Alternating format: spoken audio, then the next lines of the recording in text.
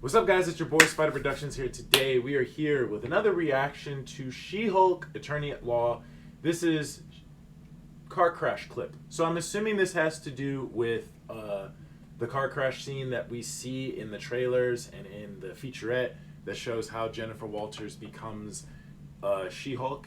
And I'm assuming based on the featurette that we saw on the channel that Bruce was also in that car with her. So we see Bruce and her get into the car crash, and Bruce's blood spills onto her wounds, and that's how she becomes a Hulk, which is interesting. It's an interesting change. It's an unnecessary change. They didn't really need to change that origin story, but okay.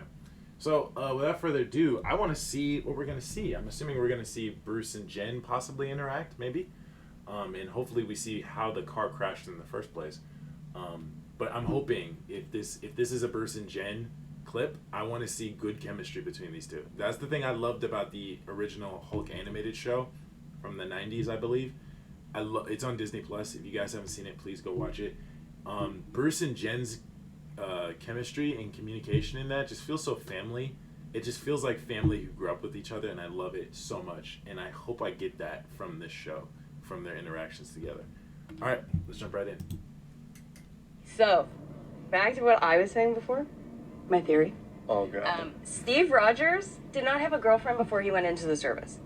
Says who? It's true. The History Channel. So he becomes Captain America, and from that moment on, a symbol of America, he is rushed to the front lines, he becomes a war hero. Right. Then he is frozen in ice. Right. True. So, based on Right. everything you've told me, Mm-hmm. after he gets unfrozen, he goes from world-threatening disaster to world-threatening disaster. Yeah. That's when he's not a fugitive from the law. Right? So Right. it seems like he was pretty busy. All you're Where are doing we is going with repeating this everything that exactly? I've already told you about my friend and colleague. Obviously, Captain America was a virgin. Look out! What the fuck? Oh, so that's how the car crashed.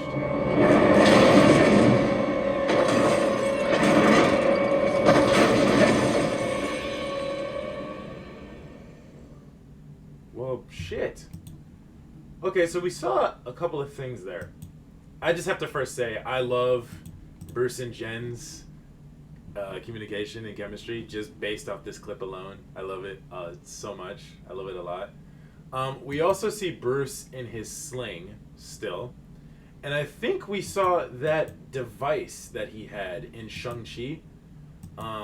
He had that device that was like his, like, I guess, device to help him, like, remain in human form. I mean, we don't really get, like, a great shot of it, but, like, yeah, it's right there. So that device that, I guess, maybe prevents Bruce from transforming into the Hulk in public, you know, in case he gets angry, which makes sense. It looks like that device is supposed to possibly suppress his powers, I'm assuming. I think that they were saying that it was mixed with technology and also magic from Wong, which would make sense. I wonder if it does get explained in this show. But we have to go back to this. Yeah, the CGI does look a bit off for this ship. It just kind of looks a little bit out of place compared to everything else. At least the shadow for it is there, but, like, the ship itself just looks out of place compared to the car. But whatever.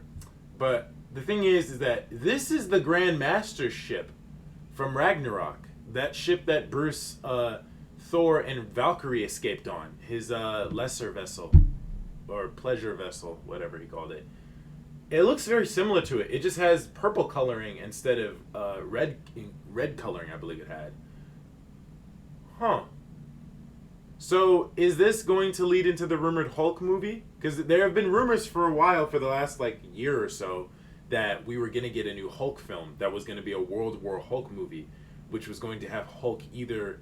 It was either going to be a movie that took place while Hulk was on Ragnarok, so before Thor Ragnarok came, or Thor was on Sakaar, or Hulk was on Sakaar, I mean. So, either the movie will take place before Thor Ragnarok, which I honestly would be okay with, or the movie takes place after this, and we're going to see Hulk and possibly She-Hulk could go to Sakaar, which I'd be okay with that, seeing a movie with the two of them work together. But wonder why the people of Sakaar want Hulk.